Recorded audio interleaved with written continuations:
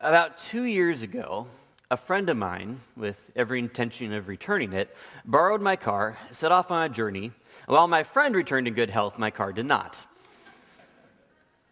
This led to a bit of a problem. It wasn't a financial one. The insurance company actually paid me more money for the car than the car was actually worth or that I paid for it. So that was nice. So that was taken care of for me. The problem really was the time it took to deal with the situation. For almost 2 months, I was spending an inordinate amount of my time dealing with this problem here. Between two insurance companies and taking care of the wrecked car and trying to find a new one, my life was consumed by this car. This thing that I thought I owned really started to own me. For 2 months, trying to figure out, why is this the case? Why is this car taking so much of my time? I became acutely aware of this, that the stuff that we own, as much as we think we're in control of it, really does own part of us. And the more we have, the more our time is diverted to these things that are in our lives. And I started to wonder, as Christians, is there another way? Is there a way that we handle stuff differently? I mean, when the world looks at us and we're dealing with money and with possessions, do they see anything different?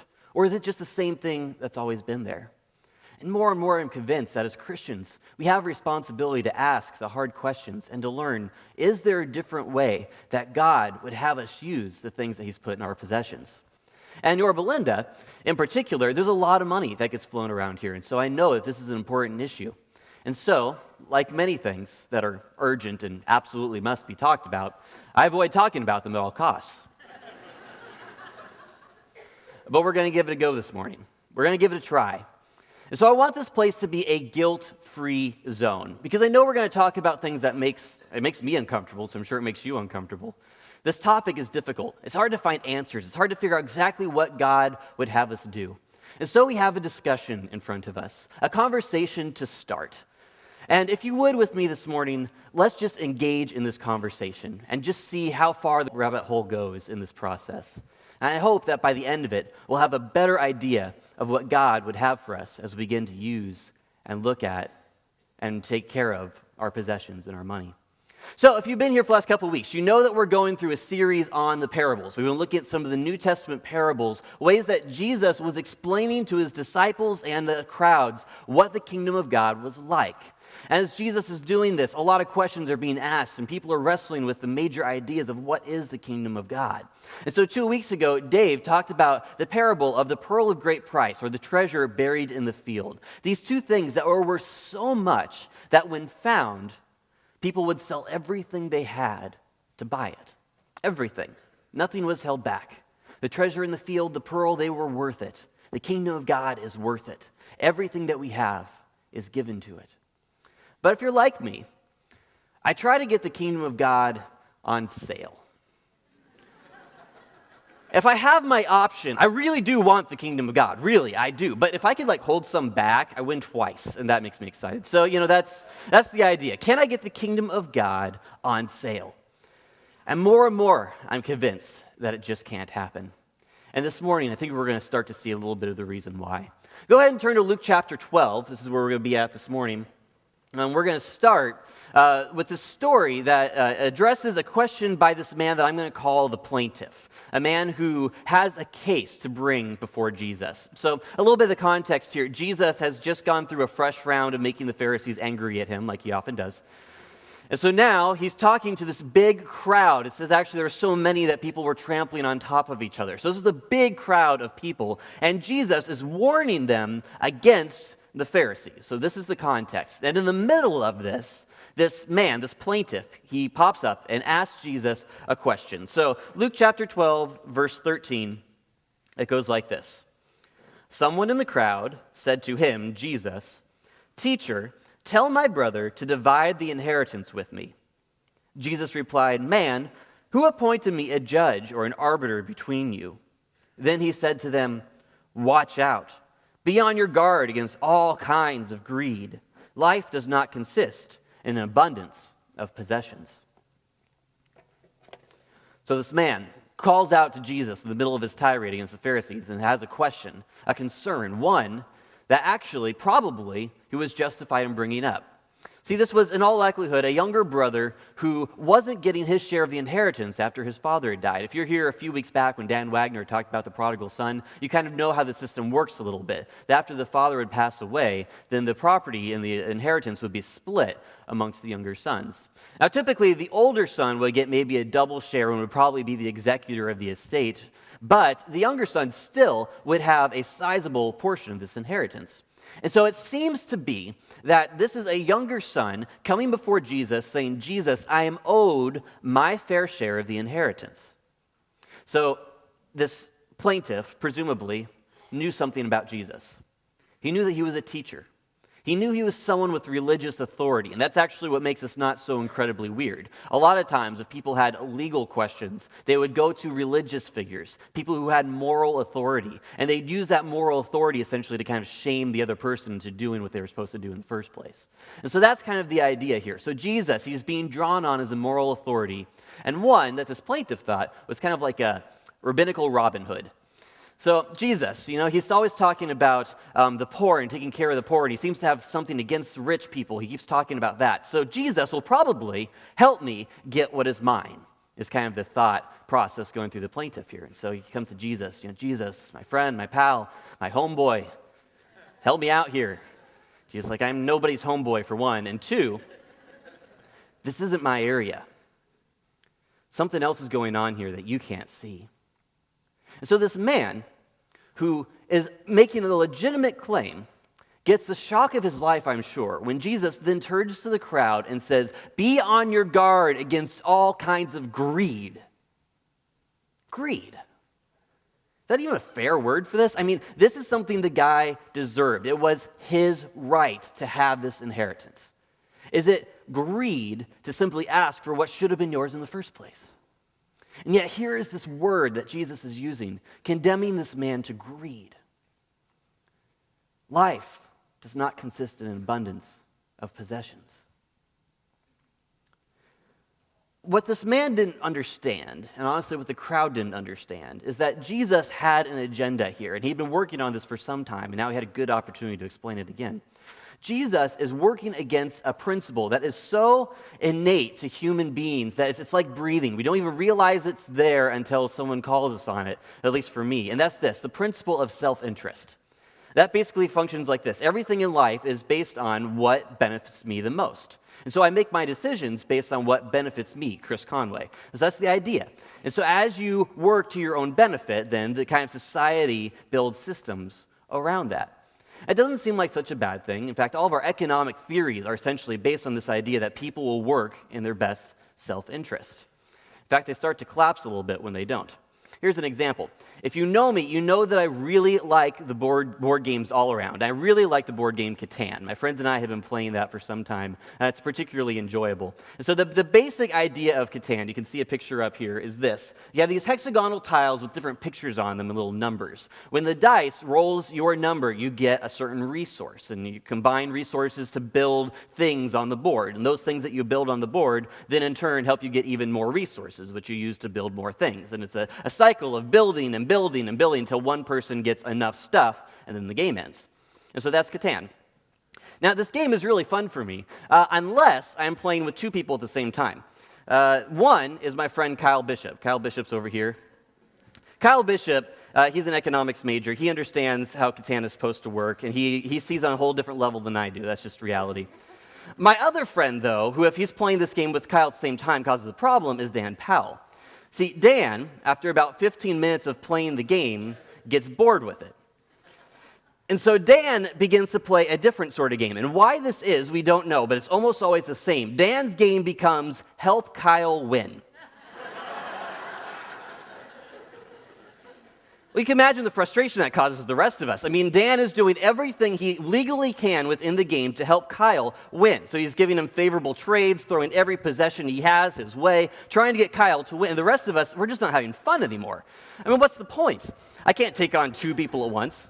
Catan is built on the idea that every player is working out of their self-interest. Every player is attempting to build up their own empire. As soon as one of the players stops playing by that basic fundamental principle, the whole game is an absolute nightmare. It folds on itself. No one wants to play anymore. Jesus is addressing this concern. See, here we have these games that we play. This game of money, how we use it. Society builds rules to help us manage it. But he's trying to undercut a fundamental system, and that's of self-interest. Capitalism, it uses self-interest, certainly. The idea that as people pursue what is their own, then the collective wealth continues to rise. But socialism does it as well. The basic idea there is people are going to cling to what's theirs, so we're going to make sure that everyone has their fair share, and they can hold on to their fair share, and no one else can touch it. It doesn't really matter what economic system you want to use. It's all built on the idea that we are operating on our principle of self-interest. But it's more than just economics. It's all of life. Everywhere we go, the basic assumption is people are going to do what's in their best interest, so let's build structures. Let's build a society around that. And it's this very principle that it seems foundational to our society that Jesus is trying to tackle. And so now this plaintiff, who thought that this rabbinical Robin Hood was going to give him what he wanted, figures out that Jesus has a whole different agenda. And while it'd be really nice if Jesus was just giving him what he wanted, he missed the point. The kingdom of God has never been and will never be about what is fair. It's never been about what is fair. As for this man, he couldn't quite get past that. He saw Jesus as a way to get what belonged to him. He didn't realize that the right response to Jesus was giving himself away. And so he missed it. He missed out. He missed the basic idea that the relationship with his family was way more significant than whatever stuff there was to be had. That his unwillingness to go make peace with his brother was the worst kind of deal that he could possibly have. Stuff. That's what he was after. That's what he saw as his point in life. Well, Jesus, he's responding to this, and so the way he responds is with a parable. And so this parable is about a farmer who really is the model of a good entrepreneur. When you look at the way he handles what he has in front of him, it seems like everything he is doing is actually very prudent, very wise. So go ahead and turn to verse 16, still in chapter 12 of Luke. It goes like this. And he, Jesus, told them this parable. The ground of a certain rich man yielded an abundant harvest. He thought to himself, what shall I do? I have no place to store my crops. Then he said, this is what I'll do. I will tear down my barns and build bigger ones, and there I will store my surplus grain. And I'll say to myself, you have plenty of grain laid up for many years. Take life easy, eat, drink, and be merry. But God said to him, you fool, this night your life will be demanded from you. Then who will get what you have prepared for yourself? So now addressing the crowd again, Jesus brings up this case of this farmer who was already wealthy and had a particularly good year. Such a good year, actually, that the grain that he reaped in from this harvest would set him up for a long time. And the phrase, eat, drink, and be merry, doesn't actually take a whole lot of translation for us. We get it. This guy is trying to live the good life. This is what he wants. He has everything he needs. He's set up. This guy kind of embodies the principle of YOLO. Right now it seems really popular to take a life phrase that's 4 words long and take the first letter of each one, make an acronym out of it. So that's what we got going on right now. So if you don't know what YOLO is, ask a junior higher. It's from a rapper. But basically it means this. You only live once. That's it. That's what it stands for, YOLO. You only live once. And so the idea here is make the most out of this life that you have. And in this context, the idea is the more that we can have, the better off we are. That's what this farmer understood. The more he could acquire, the easier his life would be. The easier he could retire. Things seemed a lot simpler for him at that point. And really, there's nothing about this man that was unethical whatsoever. He came about his fortune completely ethically. He dealt with the problem of having too much grain by tearing down and building. He'd be a darn good Catan player, that's for sure. And as he's going through this process, he tricks himself into thinking that he's secure, that he's set, he'll have everything he ever needs. And then God steps in, says, you just don't get it, do you? This is it. Tonight, you're going to leave it all behind. It's the ultimate you can't take it with you scenario. All the stuff this man had, he can't bring it where he's going. So there it is, left. Now who's going to get it? This man operated off this a principle that basically he could control his own security, his own fortune. This is the idea of what a fool is. So a fool in the Old Testament actually had a very specific meaning. I mean, we see some of it. We understand he was a fool because he was putting his trust in possessions, but it's deeper than that. A fool in the Old Testament, especially in the Psalms, was someone who acted apart from God. What they were doing was not in line with anything that God was doing. You get the fool says in his heart there is no God, and so then he acts accordingly. And so that's one aspect of what's going on with the farmer, is that he is not doing this with any understanding of what God is up to or what the people around him are even up to. And the other is this: a fool is someone who acts thinking they're doing something positive for their life, but is actually self-destructive. What they think is bringing them security and peace and well-being is actually destroying them. So this very act of accumulating wealth is foolish because he doesn't understand that it is destroying him. It's causing him to see the sum of his life as being the stuff that he has. And now that he has it, he can just step back from life. And he's going to miss it completely. This farmer isn't going to be able to fully understand what it means to be in the kingdom of God, because he's clinging to a basic idea. I sowed the fields, I reaped the fields, the wheat that I got from the harvest is mine, belongs to me. No one else can take it. And God is coming down to this man saying, you missed the point. It was never yours. It's always been God's. It always has been. And it will continue to be God's. And the things that we cling to in this world that we think are ours, they don't belong to us. It's not about what is mine. The kingdom of heaven has never been about what is mine. It's about what is God's and what God is doing with it. So concluding his parable then, he's looking toward the crowds who are kind of dumbstruck by this whole scenario. They thought that Jesus was going to side with this plaintiff, this man who was looking for help with this legal dispute. And here Jesus is completely throwing them a curveball. Read verse 21 with me. This is Jesus talking. This is how it will be with whoever stores up things for themselves, but is not rich toward God. Whoever stores up things for themselves, but is not rich toward God. The crowd is trying to figure Jesus out. They're trying to get his gain. See, they already expected that the rich man would have been the antagonist in the story. They would have expected him to fall. Because in that society, there was an economic outlook that went by the term of limited goods. So basically, this is how it worked. There was only so much stuff to be had. And so if someone had a lot of stuff, that meant that someone else couldn't have stuff because it was all disproportionately balanced one direction. So this rich man who had all this wheat would essentially have the wheat at the expense of his neighbors who did not have wheat. And so they saw this as something that, of course, Jesus would condemn. But what they couldn't fully understand is how the plaintiff couldn't get the things that were coming to him. The things that they were seeing didn't make a lot of sense. Everything seemed strange. I mean, this is the same Jesus who just talked about a God who gives good gifts. This is the same Jesus who back in Luke chapter 9 had fed 5,000 people with 5 loaves of bread and 2 fish. This Jesus could provide. They're thinking to the Lord's Prayer when he says, give me this day my daily bread. They're thinking this guy could actually give me my daily bread. He could do it. But as they're watching Jesus interact with this man, and as they're hearing the story, they're starting to realize that this isn't the point. The point has never been about what Jesus could give me. Because Jesus is at work doing something greater, something more amazing than we can possibly imagine, but requires us to begin to give of ourselves. This is why the crowd, so many that were tripping over each other, wouldn't necessarily follow Jesus everywhere he went. Because as they started to figure out what Jesus was actually teaching, they couldn't hack it. It was too much. It cost too much. This kingdom, this treasure, this pearl, it was too much. So now here we are, the readers, trying to figure out how to process what we see in front of us.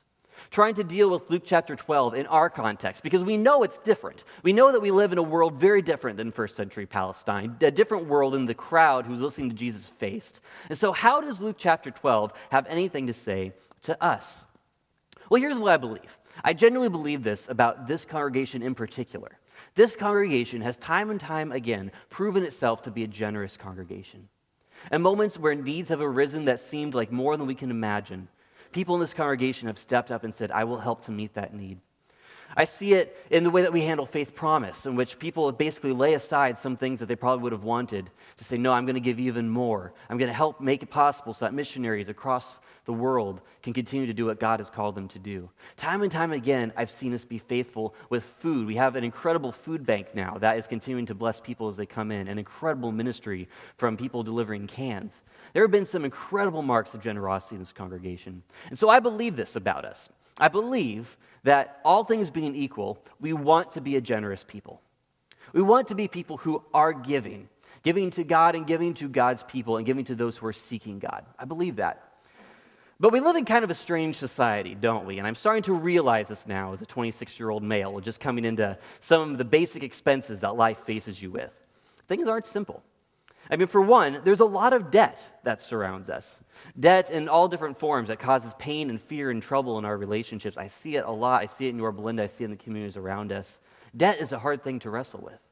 But even if somehow we've managed to avoid any significant kind of debt, we find ourselves in kind of this weird little black hole. This is what I mean. So for us, we live in a sort of middle-class community. And so there's a lot of things that we value, things that we know that we need. And in order to have those things met, money tends to disappear before it even shows up in our bank account.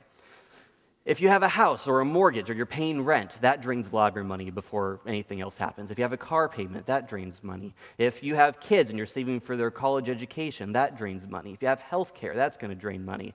If you have retirement funds, that drains money. I mean, this is all without the rising costs of gas and food, things that we take for granted. All these things becoming more and more expensive drain our resources before we even see them. And so for me, I know this to be true. I want to be generous with my disposable income, but disposable income is a myth.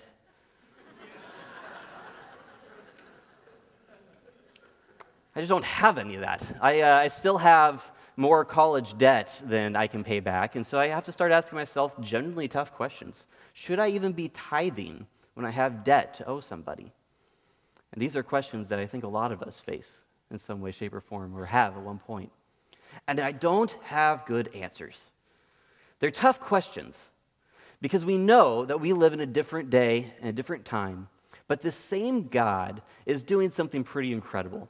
And I actually believe that it is still possible for Christians to live differently in such a way that the rest of the world notices.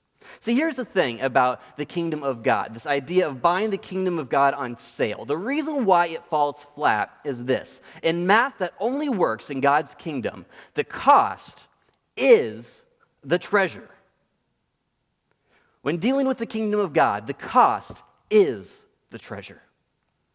Everything that we gave up in order to receive it, we didn't understand then, but we understand now, that is toxic. Those are things that were preventing us from understanding who God is and what He's up to into this world. And so as we release it to God, we begin to see the kingdom in a whole new way.